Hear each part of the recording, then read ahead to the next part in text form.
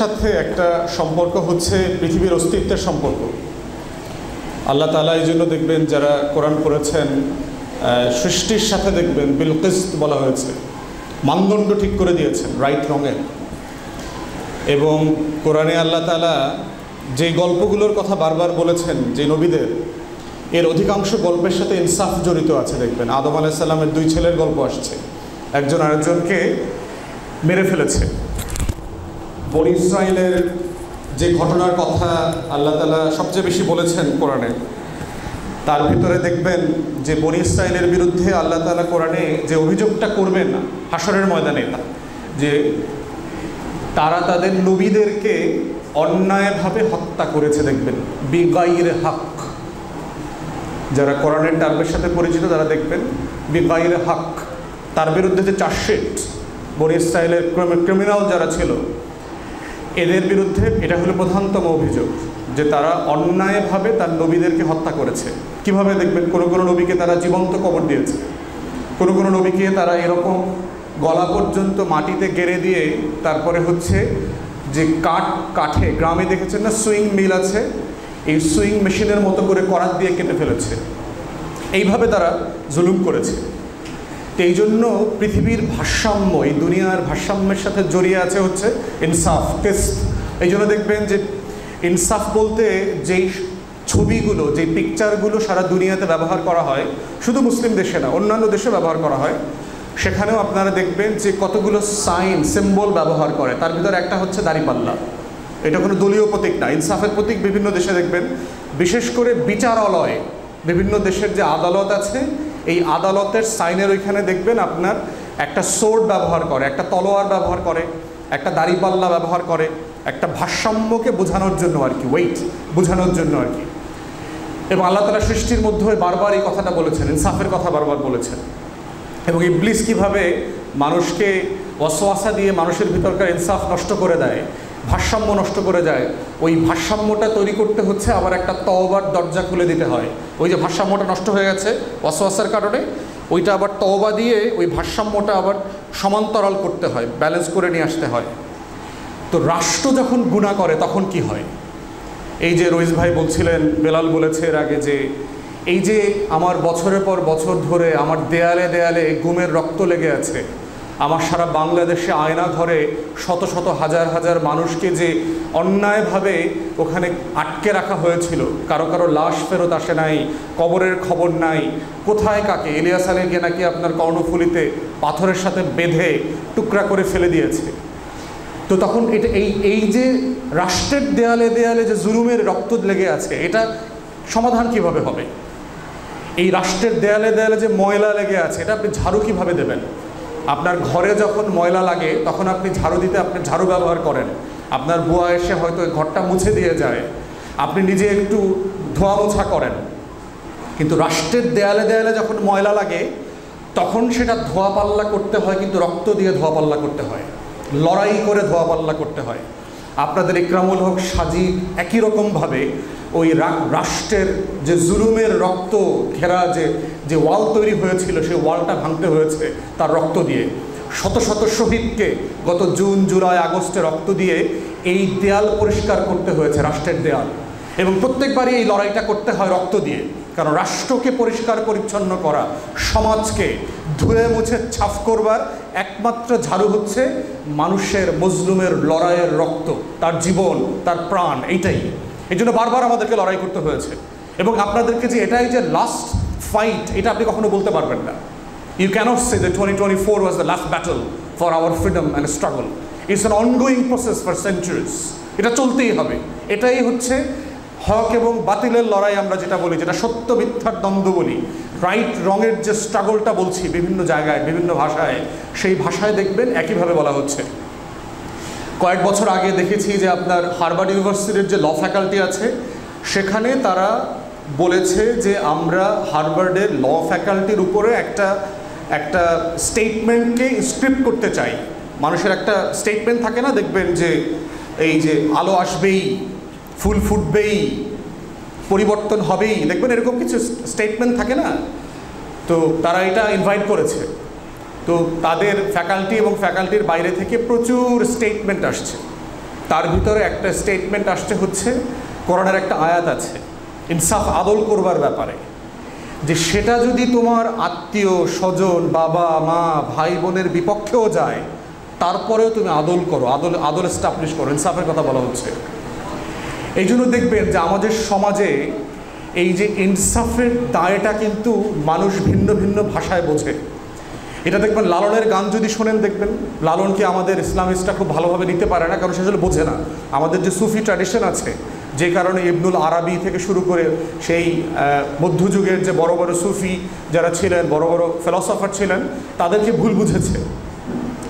এবং এই লালনের ট্র্যাডিশনের ভিতরে দেখবেন যে এই যেরকম সিরিয়াস ইনসাফের কথা বলা আছে, কোন নামে ডাকি তোমায়।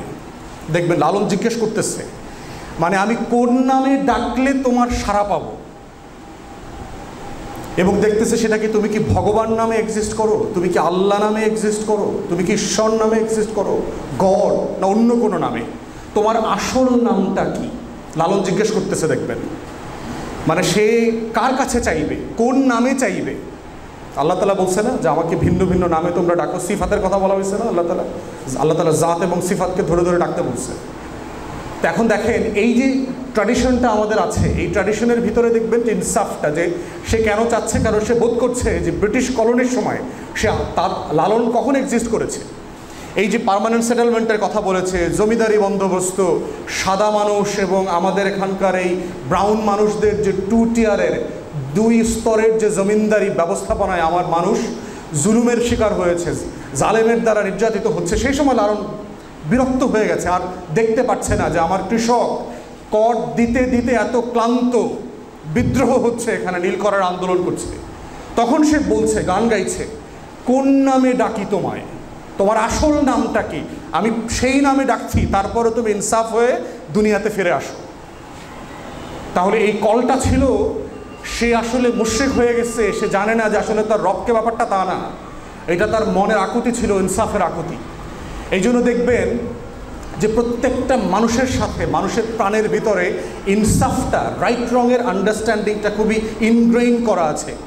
সবচেয়ে মূর্খ লোকটাও দেখবেন সে ইনসাফটা জানে। তাকে আপনি একটা যে কোনো একটা র্যান্ডম রিক্সাওয়ালাকে আপনি একটা চট দেন, সে আপনার উপরে কিন্তু রাগ হবে। সে শিক্ষিত না, কিন্তু রাগ হবে কেন? কারণ এতটুকু সে বুঝছে যে আপনি তার প্রতি জুলুম করেছেন, অন্যায় করেছেন। আপনি দেখবেন একজন কৃষককে, যিনি কোনোদিন লেখাপড়া করেন নাই, তাকে জিজ্ঞেস করবেন যে 30% জমিতে আমি ইরি রোপণ করব, আমাকে কত পরিমাণ কীটনাশক দিতে হবে এবং সার দিতে হবে। সে আপনাকে কেজি বলতে পারবে না, কিন্তু হাত দিয়ে উঠাই দিতে পারবে যে এতটুকু দিবেন, বালতিতে ঢেলে দেবে এতটুকু দিবেন। কারণ ওই কৃষকের মধ্যে আল্লাহ তাআলা ইনসাফের একটা ধারণা দিয়েছেন, কতটুকু জমিতে কতটুকু রো করতে হবে, কতটুকু গ্যাপ হবে, এর ভিতরে কতটা বীজ বপন করতে হবে এবং কতটা সার দিতে হবে। এইটা হচ্ছে ইনসাফ। অতএব আমাদের টোটাল জগৎ, আমার যে দুনিয়া, আমারটা বিশ্ব ব্রহ্মাণ্ড না, কিন্তু আমার এই যে দুনিয়া, এই দুনিয়ার সাথে হচ্ছে ইনসাফের সম্পর্ক আছে, এবং এতে এত ইন্টারটুইন্ড। এটা যদি না হয়, ইনসাফটা যদি কায়েম না থাকে, আপনি দেখবেন এখানে সুনামি হবে, এখানে চিন্তার সুনামি হবে, মানুষের গণ অভ্যুত্থান হবে, লড়াই হবে, সংগ্রাম হবে, ভিন্ন ভিন্ন ভাষায়, সময়ে, ভিন্ন ভিন্ন ব্যানারে। এপ্রিল মাস চলছে, আপনারা দেখবেন আমাদের গত শতাব্দীর ইতিহাসের যে 2টা রাষ্ট্র আমরা বানিয়েছিলাম, বাঙালি মুসলমান এবং বাঙালি নিম্নবর্ণের হিন্দুরা মিলে, সেই রাষ্ট্রের আপনি দেখবেন যে সেই রাষ্ট্রের ঘোষণাপত্র ছিল। লাহোর রেজলিউশন একটা হিস্টোরিক ডকুমেন্টেশন ছিল, যেটা পাকিস্তান রাষ্ট্রের ঘোষণাপত্র ছিল 1940 সালে, যেটা পাঠ করা হয়েছিল আপনার লাহোরে বসে অল ইন্ডিয়া মুসলিম লীগের কনফারেন্সে, এবং যেটা ছিল পাকিস্তান এবং আজকের বাংলাদেশ রাষ্ট্রের ভিত্তিমূল, যে এই ব্রিটিশ ইন্ডিয়া থেকে কিভাবে মুসলিম মেজরিটি মানুষের জীবন আচরণ, কালচার, তাহজিব তামুদ্দুন, বেঁচে থাকা, সংস্কৃতি সব কিছু মিলায়ে তার যে আলাদা আবাসভূমি লাগবে, সেই লড়াইয়ের প্রিন্সিপাল পজিশন ছিল। এই জন্য আপনারা যারা এই গত বছরের গণ অভ্যুত্থানের তরুণ নেতৃত্ব ছিলেন, যারা অংশগ্রহণ করেছেন, আপনাদেরকে আমার ইতিহাসের এই প্রত্যেকটা ধাপ বুঝতে হবে, যে কেন 1700 শতাব্দীতে the richest province on earth suddenly turned into the মিসকিন area of the world. How come? এটা তো সাডেনলি হইতে পারে না যে আমি ভেরি ওয়েলদি অ্যান্ড রিচ ছিলাম এবং আমি ওভারনাইট গরিব হয়ে গেলাম, ফকির হয়ে গেলাম, মিসকিন হয়ে গেলাম। কেন আজকে মধ্যপ্রাচ্যের লোক আমার পাসপোর্ট দেখলে মিসকিন বলে? Y? It is the same land where the millions of the Westerners came to loot and plunder in billions. Lord Clive যখন আপনার 1757-তে 23শে জুনে পলাশিতে এই বাংলার স্বাধীনতা ছিনায় নিল, এর পরের দিন সে তার হিস্টোরিয়ানরা লিখেছে, তার বাটলারকে বলছে যে I fear whether I will be able to walk through the streets and bazaar of Murshidabad, যে আমার ভয় হচ্ছে যে আমি এর পরের দিন 24শে জুন আমি মুর্শিদাবাদের বাজার দিয়ে হাঁটতে পারবো কিনা। ওয়াই? কজন সোলজার ছিল? হোয়াইট সোলজার 900-র মতো, 950-র মতো ব্রিটিশ সোলজার ছিল। এর ভিতরে 300 জন হচ্ছে সাদা, বাকিরা তো আপনার লোকাল ইন্ডিয়ান, আমাদের গায়ের রং, মার্সেনারি, পেইড সোলজার আর কি, চাকরি করে, যুদ্ধ করতে গেছে। The bazaar of Murshidabad could tear him up into pieces, তাকে ছিন্ন বিচ্ছিন্ন করে দিতে পারত। সেই মুর্শিদাবাদের মানুষরা 24শে জুনে তাকে তার গাছের লাউ দিয়েছে, কদু দিয়েছে, মাছ দিয়েছে, উপঢৌকন দিয়েছে নতুন রাজাকে। জগৎ শেঠ, উমিচাঁদ, রায়দুল্লভ, কৃষ্ণপদ রায় চৌধুরী, পশ্চিম বাংলার আজকের এই বাংলার বড় বড় জমিদাররা উপঢৌকনের জন্য তার ব্যাংক খালি করে দিয়েছে। হিস্ট্রিতে আসছে লর্ড ক্লাইভ পরবর্তীতে যখন ইংল্যান্ডে ফিরে গেছেন 2টা জাহাজ ভর্তি করে শুধু গোল্ড নিয়ে গেছে। একটা চোরের জাতি, চিন্তা করেন, ব্রিটিশ লুটার্স, এত পরিমাণ গোল্ড সে নিয়ে গেছে যে তার চুরিকে নিয়ে ব্রিটিশ পার্লামেন্টে ইনভেস্টিগেশনের কমিটি পর্যন্ত হয়েছে। মানে চোররা পর্যন্ত সারপ্রাইজ হয়েছে, how come you manage to loot such amount of golds. মানে আপনি ডাকাতি করে লুট নিয়ে গেছেন, কিন্তু সব ডাকাতরা সারপ্রাইজড হয়েছে যে কী ব্যাপার, তুমি 2 জাহাজ ভরে গোল্ড নিয়ে আসছো, এইটা কীভাবে সম্ভব? এটা ইনভেস্টিগেশন করতে হবে, এটা তো নর্মাল ডাকাতির মধ্যে পড়ে, নর্মাল চুরির মধ্যে পড়ে না, তুমি কি করছো আসলে? মানে আপনি চিন্তা করে দেখেন যে how rich we wire.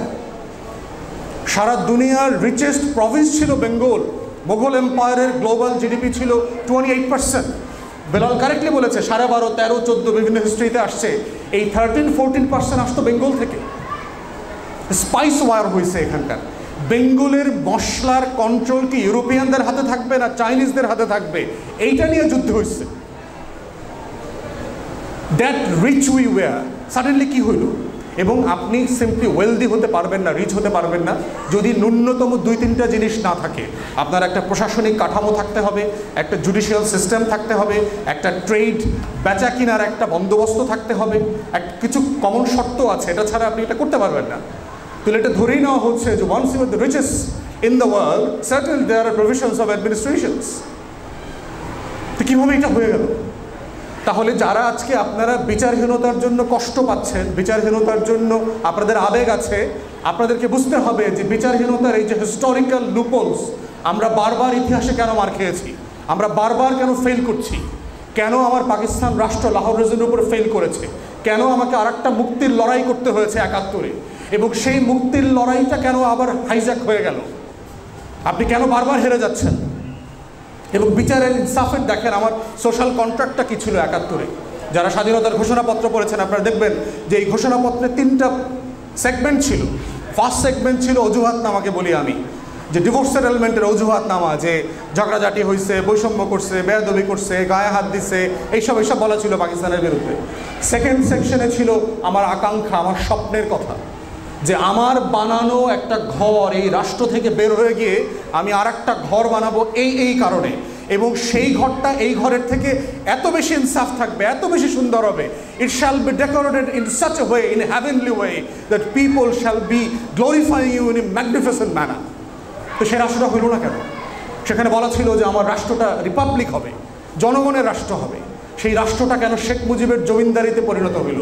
Sheikh পরিবার সহ এখানে পর এক এখানে বংশীয় রাজবংশ শাসন ব্যবস্থা তৈরি হয়েছে, কেন হইল? বারবার কেন হয়েছে? আমার সাম্য কোথায়, আমার মানবিক মর্যাদা কোথায়, আমার সামাজিক সুবিচার, আমার ইনসাফের রাষ্ট্র কোথায়? আমার তো এটাই ছিল সোশ্যাল কন্ট্রাক্ট, যে আমি এই রাষ্ট্রটাকে ইনসাফ বানাবো, যে এই রাষ্ট্রে বৈষম্য থাকবে না। কারণ এই বৈষম্যের আলোচনা করেই তো 1 country 2 economy 60-এর দশকে যে পাকিস্তান বিরুদ্ধে যে আন্দোলনটা করেছে বাঙালিরা এখানকার, এর মূলত জায়গাটা ছিল এইখানে, যে 1 country 2 economy, একটা দেশে 2 রকমের অর্থনীতি। কেন? যদিও হিস্টোরিক্যাল ফ্যাক্টস অ্যান্ড ফিগার ওই ডিসকোর্সগুলোকে সাপোর্ট করে না, but that was the figure bin put forward that. তো এই হিস্টোরিক্যাল জায়গাগুলো আমাদের তরুণ ভাই বোনকে বুঝতে হবে, যে আপনারা যারা 24-এর গণ অভ্যুত্থানে লড়াই করেছেন, যদি ওই ধারাবাহিকতা বারবার বোঝেন হিস্ট্রি কেন কোরআনে দেখবেন আল্লাহ তাআলা কোরআনে হুকুম কত দেখেন আপনি, কোরআনের অলমোস্ট 50% হচ্ছে হিস্ট্রি, গল্প, কিচ্ছা। এই নবীর গল্প, ওই নবীর গল্প। কেন বলছে এগুলো? কারণ মুহাম্মদ সাল্লাল্লাহু আলাইহি সাল্লামের উম্মতকে মনে করায় দিচ্ছে তুমি প্রথম না যে এই খারাপ কাজটা করছো। প্রিয় দর্শক, এতক্ষণ আমরা ওনার কথাগুলো শুনলাম এবং উনি যে বিষয়গুলো তুলে ধরেছেন, এটি বাংলাদেশের বিভিন্ন প্রেক্ষাপট এবং ইতিহাসের বিভিন্ন পর্দা থেকে উনি কথা বলেছেন এবং পৃথিবীতে ঘটে যাওয়া বিভিন্ন কাহিনী বা গল্প থেকে উনি সময়ের বাস্তবতার এখনকার সময়গুলোতে কি করতে হবে সেই দিক নির্দেশনা দিয়েছেন এবং রাষ্ট্রের দেওয়ালে দেওয়ালে যে মানুষের আশা আকাঙ্ক্ষার যে প্রতিফলনের ভাষা অঙ্কিত হয়েছিল সেই বিষয়গুলো উনি স্মরণ করাচ্ছেন এবং যারা এই জুলাই আগস্টের অভ্যন্তর পরবর্তী সময়ে যে দেশকে সঠিক দিকে নিয়ে যাবে সেই প্রেক্ষাপট তৈরি করেছিল, সেখান থেকে তারা নিজেরা বিচ্ছিন্ন হওয়ার যে বিষয়গুলো, এটিও একটি গুরুত্বপূর্ণ বিষয়। অথবা আমাদের উচিত হবে যারা পরবর্তী নেতৃত্ব দিবেন অবশ্যই দেশ মানুষ এর কল্যাণ চিন্তা করে দেশকে সামনে এগিয়ে নিয়ে যাবে।